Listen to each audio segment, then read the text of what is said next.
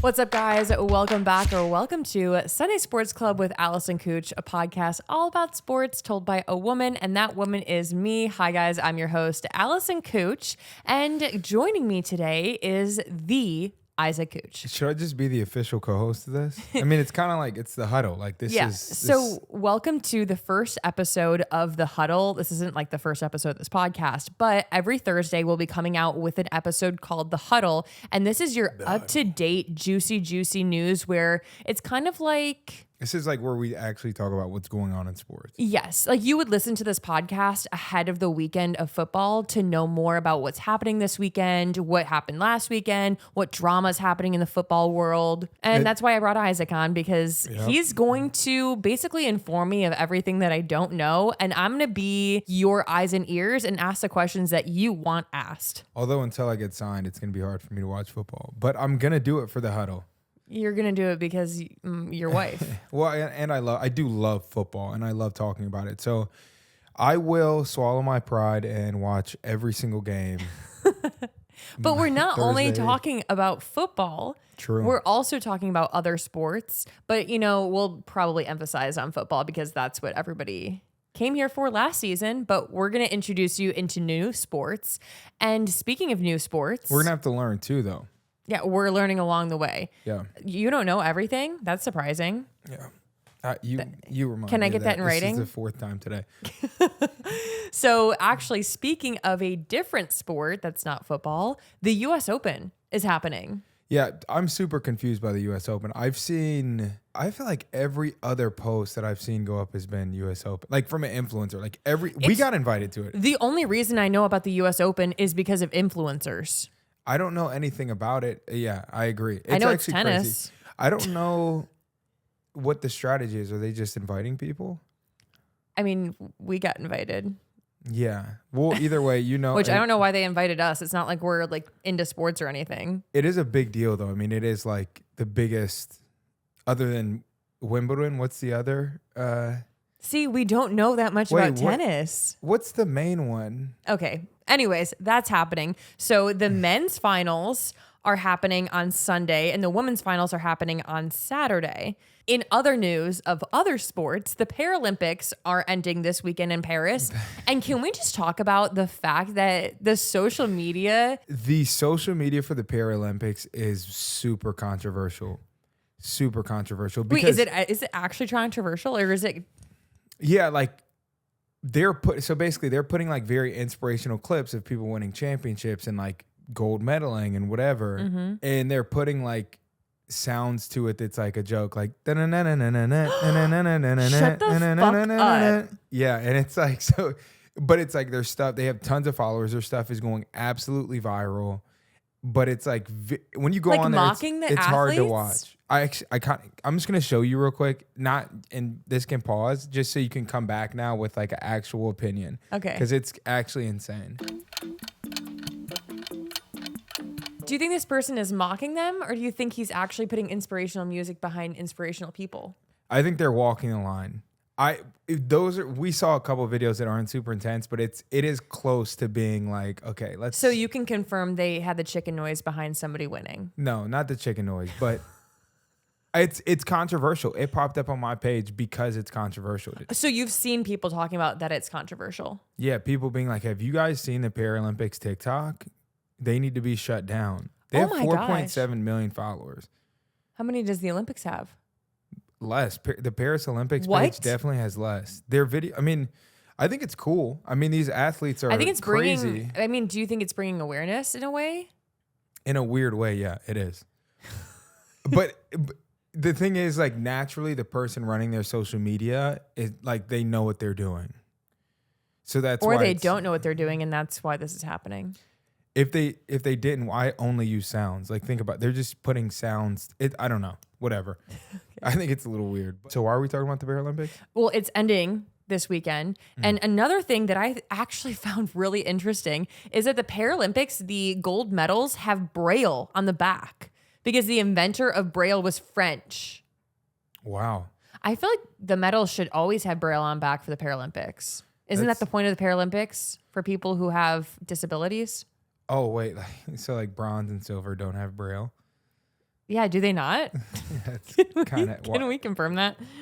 That's crazy. Well, not everybody's blind, but also for the Paralympics, I should look this up, but like, can you compete if you're blind and I don't have a leg? Yes. We're competing against each other. Yes. How is that? I wonder how they regulate that. I actually saw there were swimmers with no arms and no legs. They were super fast. And a guy used his teeth to get up out of the water to do his start. And he won. He also ran full speed into the wall. Wait, really? How else can he stop? There's definitely a cushion, but he ran full. It was actually crazy. Oh my God. He was zooming. Because they're super fast. There's less. I'm an empath. We can't talk about that anymore. No, it's not sad. It's cool. It's badass, but I don't know. Also, it's crazy because they're faster because they don't he doesn't have arms. So there's less. You know what's crazy? I was a swimmer growing up in high school, and I shaved my arms, legs, everywhere on my body except for my head. And I'm like, I shaved anyways. But it's for no resistance. So you're right. This guy was like a fish in the water. It was in the best way. It was actually fascinating to watch. That's wild. I think it's so fun to watch the Paralympics because these people are just so badass. I mean, their bodies just are fully adjusted.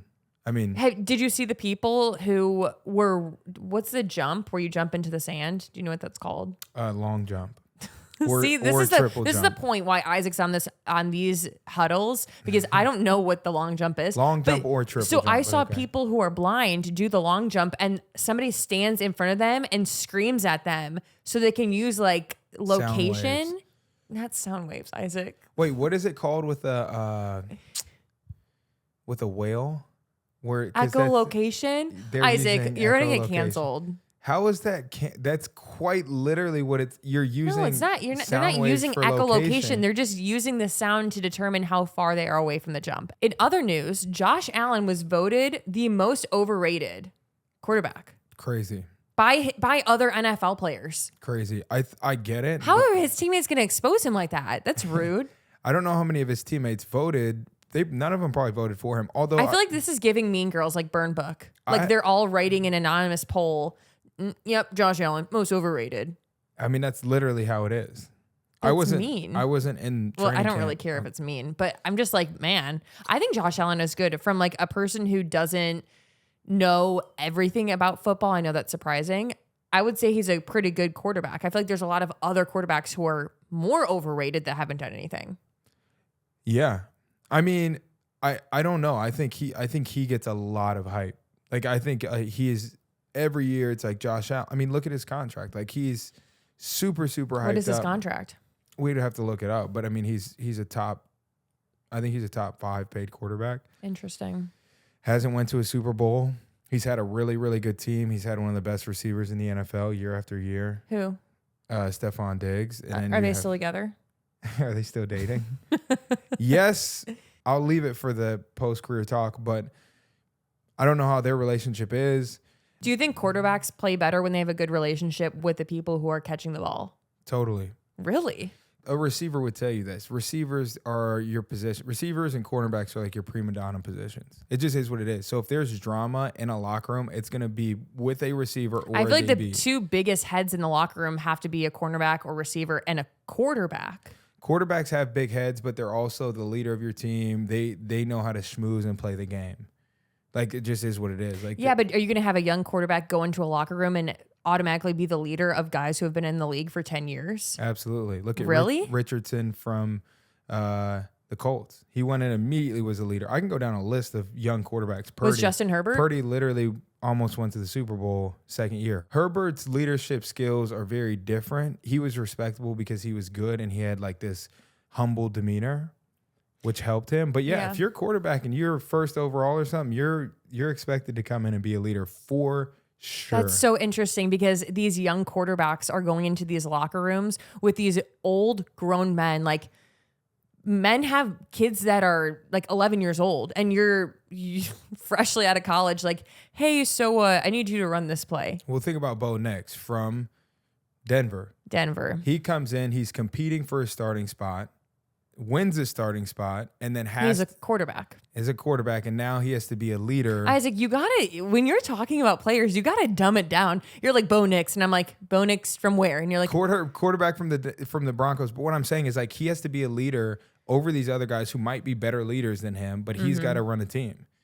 Interesting. So, speaking of Bo Nix, let's talk about some NFL teams that are, you think, ones to watch. Like, who do you think is going to the Super Bowl? Let's make your Super Bowl prediction right now. I mean, I think you have to say the Chiefs. They're literally the most balanced team right now. I also think the Dolphins are primed to go. Same division, AFC, but if you guys are new to this podcast, or if you're new to football in general, two AFC teams can't go to the Super Bowl because the Super Bowl is AFC versus NFC. Right. And the Dolphins and the Chiefs are both in AFC. Yeah. So who's your NFC team?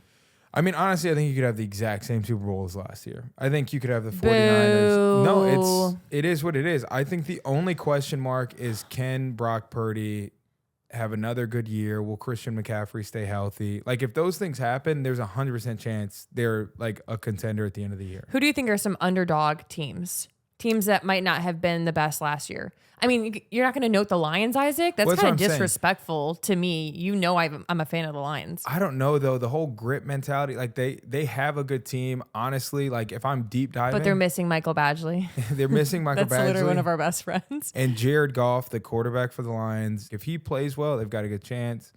They've got Amari St. Brown, a great receiver there. Mm-hmm. But I think you have Green Bay, who's going to be good. Really? They were good last year. I know some Green Bay fans are excited to hear that. Detroit and the 49ers. I think those are like kind of your teams. But then you also have Chicago that could come out of nowhere because they just had Caleb Williams, first overall pick, quarterback. Like, there's random teams. And Keenan Allen just signed with the Chicago Bears. Really? He's a receiver. He was with the Los Angeles Chargers for a long period of time. There's random teams that could be good. Mm-hmm. That have the right pieces, but I think if I had to give a prediction, I would say 49ers for the NFC.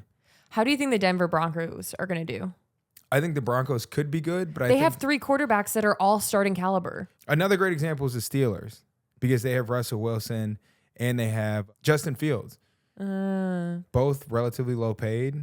Like, they're going to be okay with switching it up. Mm-hmm. But that's the thing. These organizations are kind of like waiting on having to do that, so it causes something issues. Interesting to note to all the viewers, Isaac and I touched a little bit on this in last season of Sunday Sports Club, is that the teams that have quarterbacks who are not the highest paid have a little bit more money to spend elsewhere, so they have a pretty even roster of good players. But if you take a look at, I mean, who's the highest paid quarterback now?